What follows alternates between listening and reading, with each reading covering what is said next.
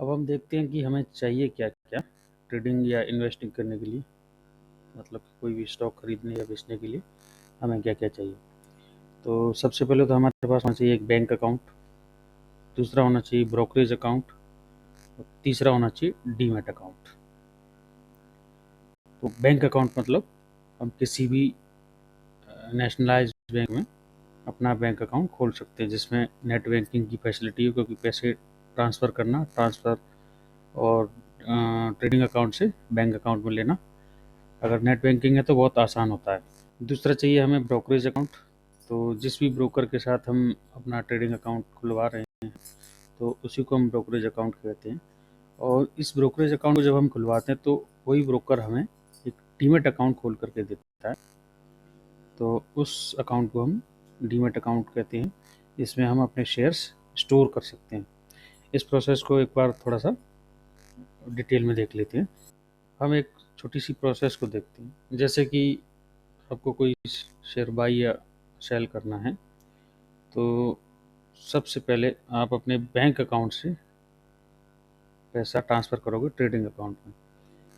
Trading account वह जगह है जहाँ पर बाई और सेल जो भी हम खरीदना चाहते हैं या जो हम बेचना चाहते हैं, जो हमारे पास है उसको हम बेचेंगे।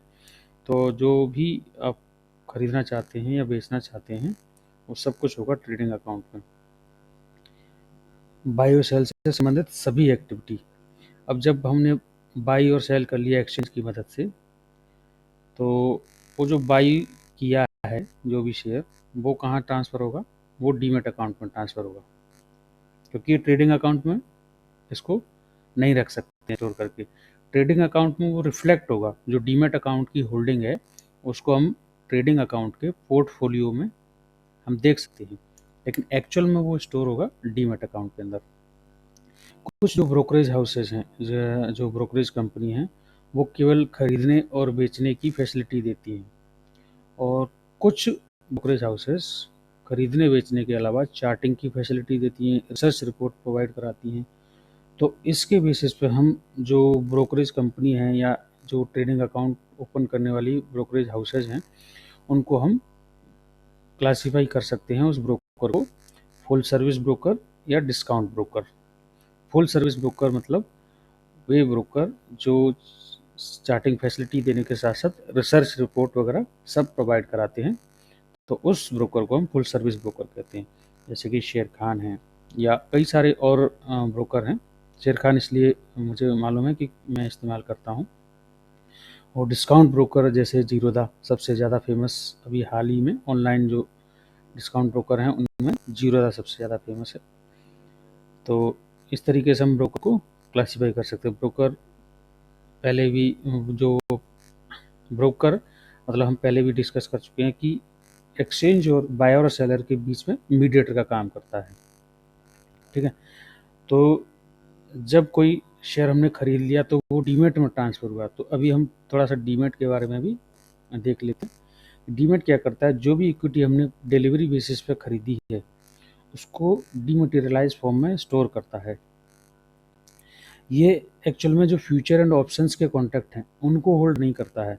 वो जो फ्यूचर एंड ऑप्शंस के कॉन्ट्रैक्ट हैं वो रिफ्लेक्ट होंगे केवल ट्रेडिंग अकाउंट में, वो डीमैट में ट्रांसफ़र नहीं होते हैं।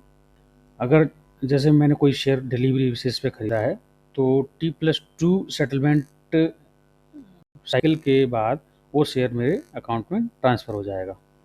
और अगर मैंने कोई शेयर बेच दिया जो कि मेरे पास पहले से डीमैट में था, तो जैसे मैंने बेचा तो उसके बाद वो ट्रांसफ़र आउट की प्रोसेस होना शुरू हो जाएगी और T+2 डेज़ के बाद जिसने भी खरीदा है उसके अकाउंट में वो शेयर्स ट्रांसफ़र हो जाएंगे। जो ट्रांसफ़र इन और ट्रांसफ़र आउट की प्रोसेस है शेयर्स की, और शेयर्स को होल्ड रखने की जो प्रोसेस, स्टोर करने की जो प्रोसेस है, उसके लिए जो डिपॉजिटरी हैं, ये कंपनी CDSL और NSDL, ये कुछ नॉमिनल चार्जेस लगाती हैं। तो जब भी हम कोई शेयर बेचते हैं तो उस समय ये चार्जेस अप्लाई होते हैं। मान लीजिए कि आप कोई शेयर बेचना चाहते हैं तो आपने अपने ब्रोकर, इसको हम ब्रोकर 1 नाम दे दें, तो ब्रोकर को बोला या ब्रोकर के टर्मिनल पर ऑर्डर पंच किया और उस ब्रोकर ने ऑर्डर स्टॉक एक्सचेंज में भेज दिया। स्टॉक एक्सचेंज में आपका ऑर्डर रिफ्लेक्ट हो रहा है। इसी तरीके से कोई स्टॉक सेलर है या जो सेम स्टॉक को बेचना चाहता है और वो भी अपने ब्रोकर को ही अपना ऑर्डर पंच करेगा, और जो ब्रोकर उसका है, इसको ब्रोकर टू बोलें, तो वो ऑर्डर को स्टॉक एक्सचेंज में सेंड कर देगा। अब यहाँ स्टॉक एक्सचेंज में क्या होगा, बाई और सेल की मैचिंग होगी। अगर दोनों का प्राइस सेम है, जो स्टॉक बायर था और स्टॉक सेलर था उनका प्राइस मिल जाता है, तो बाई और सेल की मैचिंग हो जाती है और ऑर्डर एग्जीक्यूट हो जाता है। इस तरीके से एक छोटी सी प्रक्रिया है। तो इसमें ब्रोकर और स्टॉक एक्सचेंज दोनों का रोल है।